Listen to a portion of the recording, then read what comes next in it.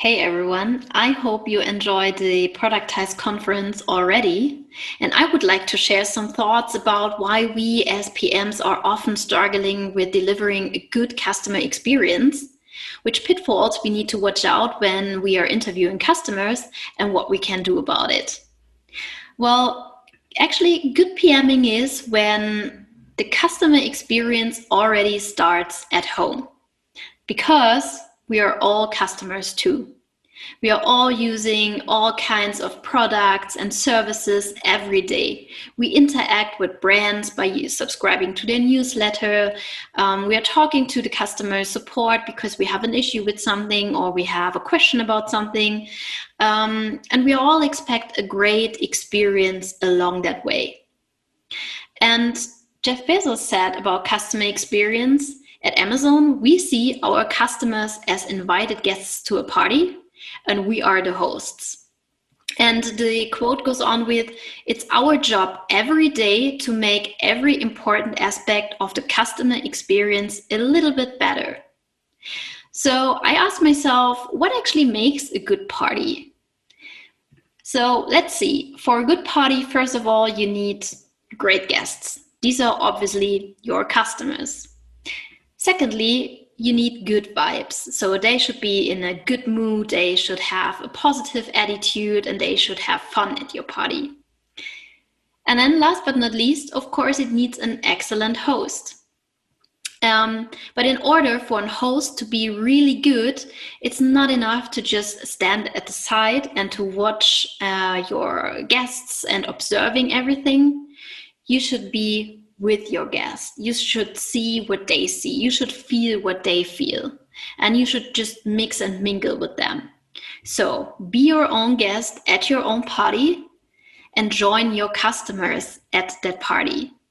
Meaning, if you provide or want to provide a customer journey for your customers, be with them and be within your own customer journey and walk through it. Because by definition, customer experience is the entirety of interactions a customer has with a company and its products over the duration of their relationship. But how good are our qualities in reality?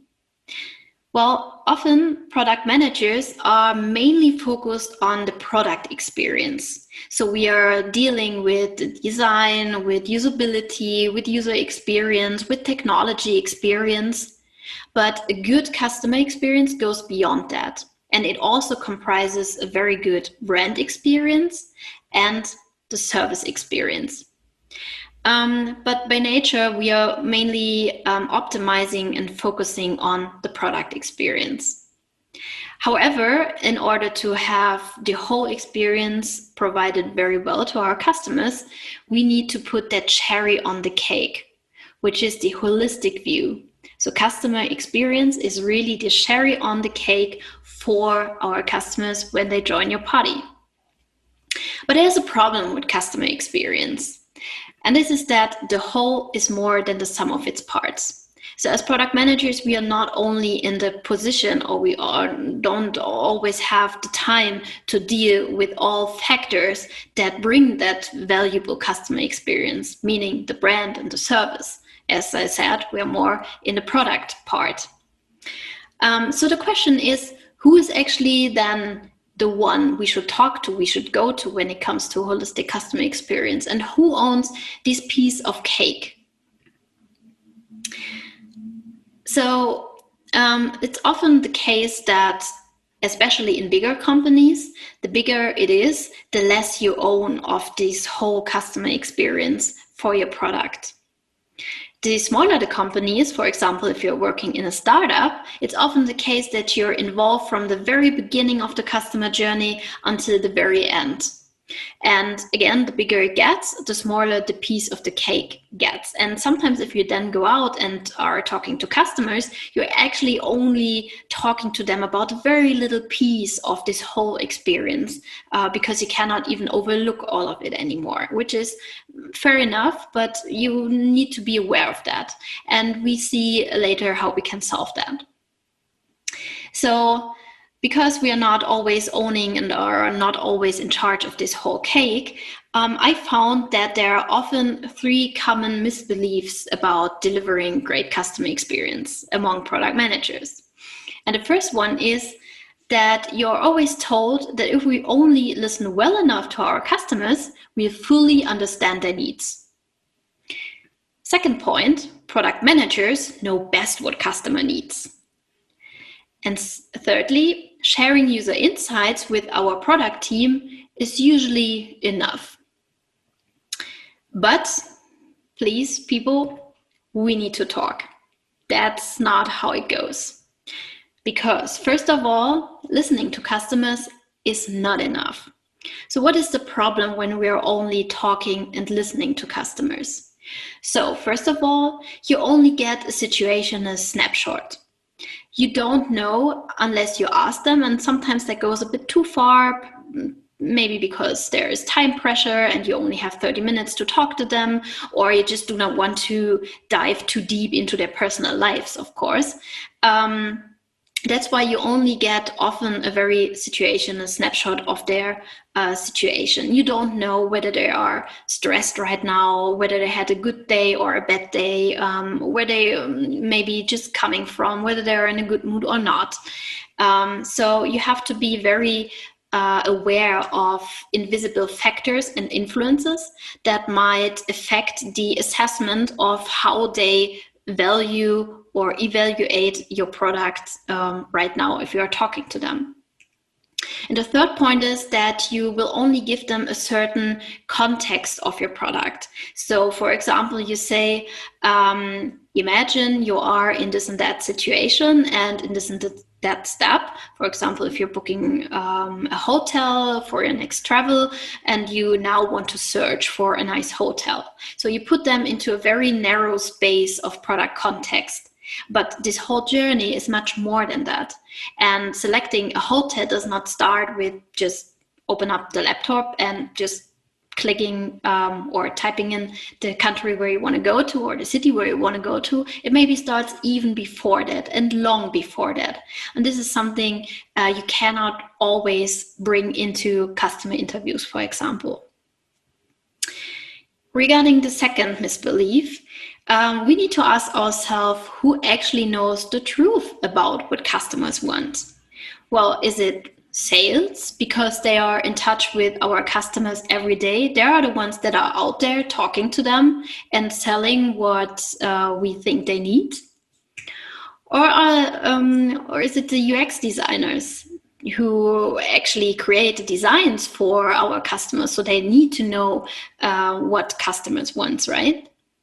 Or is it marketing? Because if they don't know what customers need and want, they cannot marketeer any products to them. Is it research? Because they are the ones who gather the insights, right? They are the ones who are setting up the surveys and bringing the results into the company. So if they don't know what customers need, who should else? Or is it customer service? I mean, these are the ones who are listening to the complaints and the problems every day of our customers. So if they don't know what they need, I have no idea. Or is it, of course, us product managers, because we are building the products. We are the ones who are dealing every day with customer pain points and needs. And if we don't know what customers want, no one actually knows. And of course, maybe it's management, because management knows everything anyway whatsoever. Well, the truth is, product managers, you don't own the customer. And all of these stakeholders have touch points, are interacting with the customers, and no one of them really owns the customer. So we always need to take various viewpoints into account. We always have a lot of touch points, and we all need to bring them together in order to basically create this holistic and great customer experience. And you cannot walk alone down this road. So the third point is, whom do we actually call for customer insights? Well, we maybe call all of those people. If we need to know about a certain product and how it was sold to the customer, we go to sales and ask them for feedback. If we want to know more about pain points, we go to customer service and ask them. And if we want to do more research, or we want to have very in-depth analysis about something, we go to our research department. So we should not claim the customer for ourselves. We should think that sharing is caring, and we should always share whatever we know about the customer among each other. And we should be very generous with feedback, giving feedback, but also being open to receiving the feedback for our product. So now we have seen that customer experience starts already at home. We are all using products, we are all customers every day, and we are touching every part of a customer journey at some point in time. Secondly, we've learned that customer experience goes far beyond pure product experience, and that by mainly focusing on the user experience or design or the technical experience, this is not enough. Really need to look beyond that. And we missing out things that are very important when it comes to a product assessment by our customers if we only standing beside, observing or talking to customers and only listen to them, because we only get this snapshot of their current situation, and we really miss out like the holistic view of what actually drives their emotions and their attitude towards this product right now. Now, how can we solve that problem? And here a North American Indian proverb might help us. The Indian said back then, to understand the man, you first need to walk a mile in his moccasin. Meaning that we need to literally step into the shoes of the ones that we want to bring value to, which are our customers. So instead of just listening to your customers, become your own customer, be your own customer. It starts at home, at your sofa. If you would take a product or a service, if you're using something, always think that you are a customer right now. And if you take or try out your own product, you should definitely do that and go through the whole journey. How can you do that? Well, you can just do an internship as your own customer, being your own customer. That means you should step into your customer's shoes, and I really mean that literally. Go through every step of the customer journey that your customer would go through. Take over customer jobs. So if they need to book a hotel yourself. If they need to rent a car yourself. If they need to call customer service in order to change a booking, do that. Call the customer service of your own product. Even if it's only your responsibility to be, for example, responsible for the booking page. Take every step of the journey that your customer would take.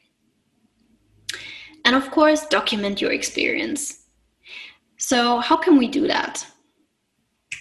Well, as I said, really use your own platforms, your own services, your own products. For example, if you're working for a travel platform or a hotel booking platform, for example, book your next journey using your own travel platform. From the very beginning of searching for the right destination, searching for the right area where you want to have your hotel, until the booking process itself. But then also reviewing, providing a feedback, maybe calling customer service, as I said, because you want to change a room, or maybe you need to get a refund or something like that. Go through every and each part of the journey, even though if your part is only a very small part or piece of the cake. Another example, if you are a product manager for an e-commerce platform, for example, search for and shop your next item on your own e-commerce shop. Select the select it, let it be delivered to you, maybe send it back as a retour, see what happens. Again, call customer support if something goes wrong, use the chatbot, whatever you have on your site, try to be as deeply into the journey as possible. That also means that you, for example, can or should subscribe to newsletters that your company offers. Subscribe to them, see what comes around, whether the content is something that you value, whether there are maybe even mistakes in it. So really go through every step of the journey. And now you might say, okay, but I have a product where my customers are B2B customers. So what should I do if I have a B2B product? Well, even here you can do an internship, maybe not as your customer, but with your customers, literally with your customers, meaning visit them, go to them, take your most important dealer or client that you have, an agent or whatever it is, visit them at their facilities and really spend, let's say, a week with them. Spend a week with them and go through every day and every part of every day that they are going through. Use the tools that they are using, even if it's not your product or your platform or whatever you offer to them, but just see how their environment is set up, how they are they distracted? Is the environment noisy? Can they work very well? Are there frequent customers coming in? Something like that. Just be aware of how they work and in which kind of environment they work, because this is something you do not get out if you only conduct, for example, quantitative research. And even with usability labs, if you invite them, you still don't know how their work environment is because you've never been there. So this is super crucial and it's super easy to do. And in order to document your experiences, I would like to provide you with a template for a customer internship diary. Like, this is very important to notice and to write down every experience that you have made with it. Fill out the template if possible every day, like a diary, and really write down how you felt about it, what it does with you, and be aware of what it makes with you, basically being your own customer. And I would start with putting the product and the date on top. So which kind of product are you testing right now? Which part of the customer journey are you in? Is it an early phase or is it rather the later phase? In the best case, during your internship, you start at a very early stage of the customer journey and go through, as I said, the whole journey until part of loyalty, for example. And then write down how much time you think you will spend today on a certain task or on the goal that you actually want to achieve. What is your estimated time that you think a customer would need or you will need in order to have this task done? And then when you're done with it, write down how much time you actually spend on it. Because this is often, it's just a very little date to put here. However, it's sometimes very important because we always think, okay, it's super easy for customers to do this and that. It's super easy and super fast. They just need to click here and there. And then at the end of the day, it took them 3 times longer than expected in order to go through a certain process or a certain step of your customer journey. Then write down a goal. So what is the customer task that you want to do today? What is your desired outcome?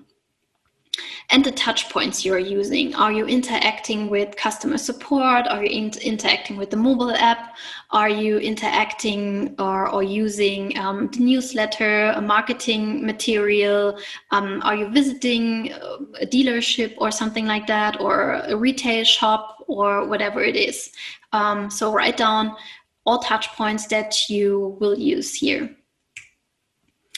And then we go through the experience itself. So think about or be aware of what you observe, and write down some quotes that you heard yourself saying to the people around you, to yourself maybe, everything that make you think, and things that come to your head and to your mind while you were going through this customer journey or through this part of the journey. And then write down your emotions. So how did it feel to go through this step and to achieving this goal? Was it easy? Were you frustrated? Are you excited? Was it hard to do it? How did you feel? Were you angry and annoyed at some point? Or were you just happy and super satisfied because everything just worked pretty well? And then write down which actions you took. So what did you actually do? Which tools did you use? We talked about touchpoints already, but here it really goes into the tools that you are using. Did you use any workarounds? Did something maybe not work as you expected it? This is the place where you should write that down. And then we go into the first part of reflection. So here in this part, you should write down your highlights. So which part of this experience, of the task you wanted to do today, felt very good? What worked very well? What was very easy for you? Which part did you really like?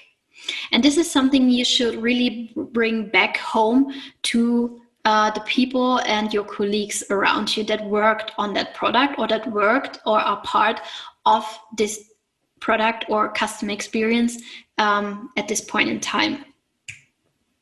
And then also write down lowlights. So what didn't work well? There's certainly any things that could be improved and that could have done better. And this is the part where you should write it down. And then see where there are maybe opportunities. So if you discovered something where you say, okay, this could definitely be improved, or I have a new great idea how to solve this and that, or in general, you have a new product idea or an innovative way to solve a certain step in the process, this is the part where you should write that down. And then it goes into a very crucial second part of reflection. And this is, I would say, the most important part of this whole customer internship and the whole diary. Because here you reflect on your own mood and emotion. And this is, as we've seen in the beginning, this is often what we miss. Of course, as I said, we can also ask our customers about how they feel today, and whether they think they are driven by any certain emotion that they had today. But you can never be sure that they will answer you honestly. And sometimes, you don't really ask customers like how you feel today, and did you have a bad day? You seem to be very annoyed. What happened? Things like that. You do not really ask that.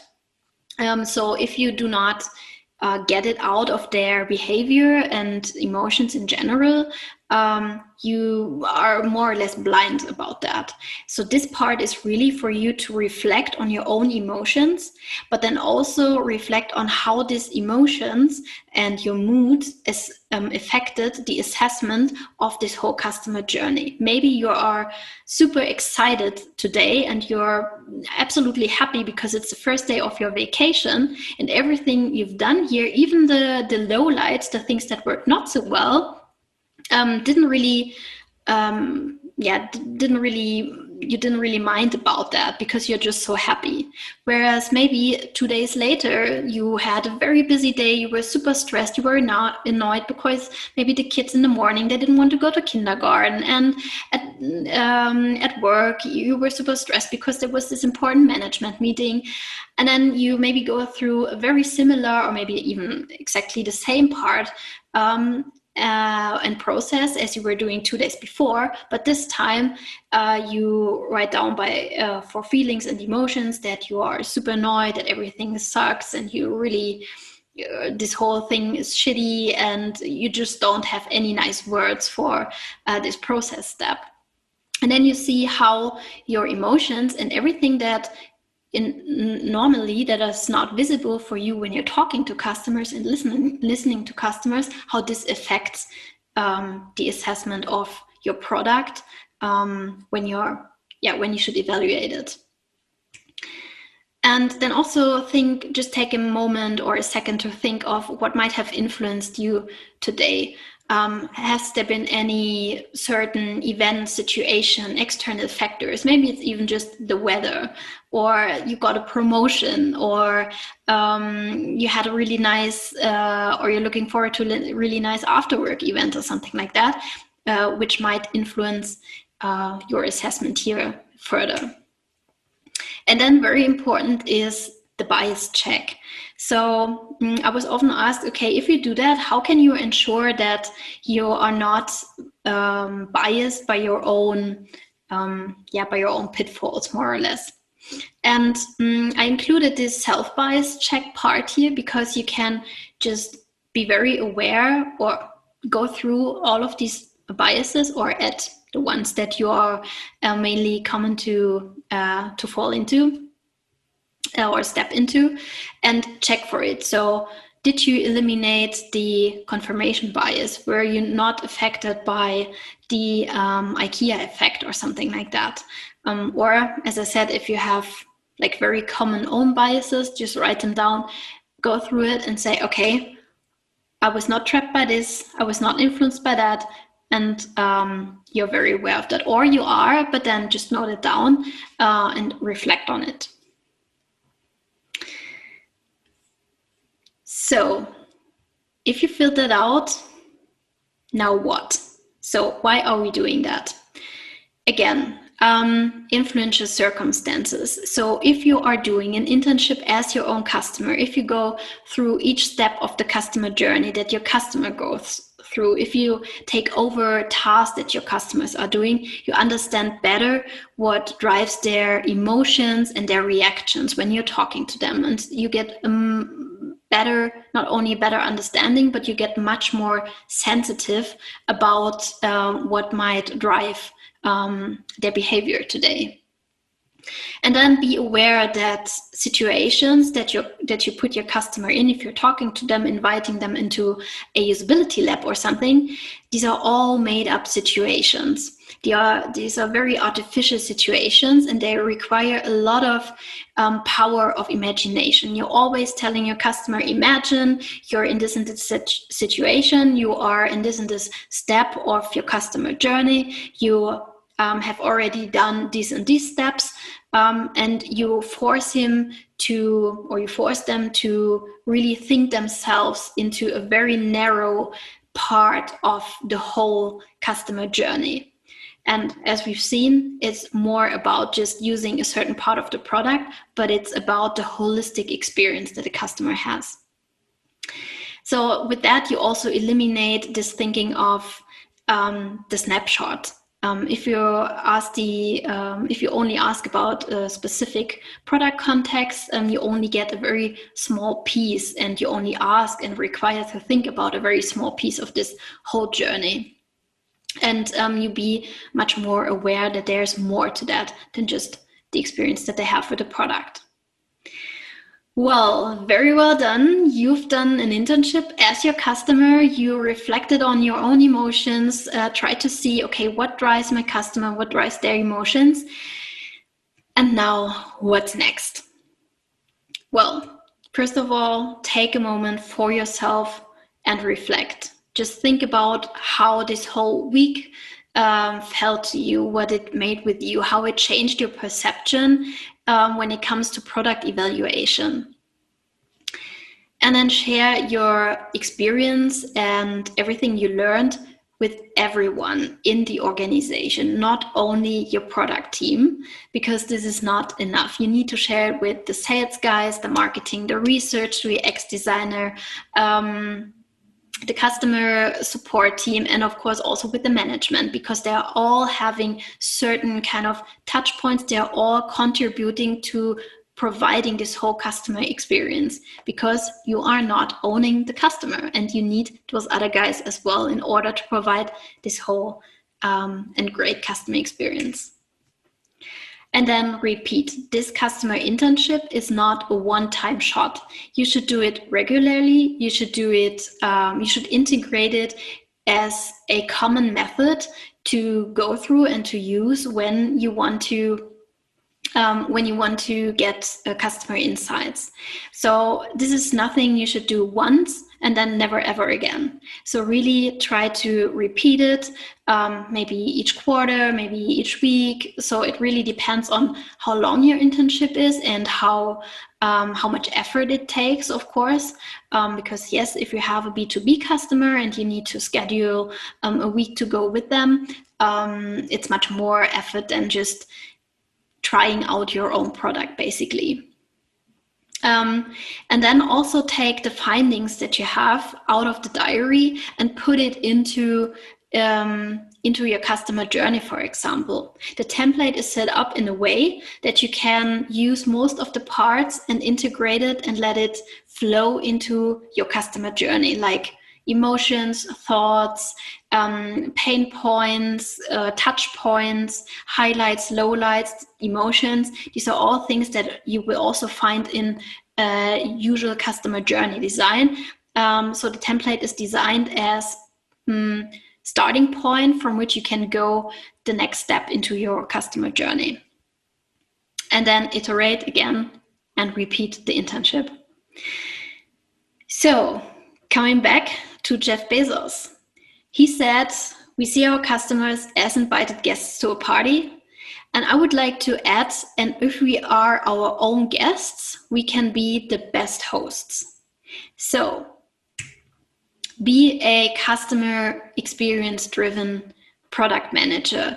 Rethink maybe your metrics. Include metrics that not only touch your product and are part of the product experience, but also metrics that are part of the brand.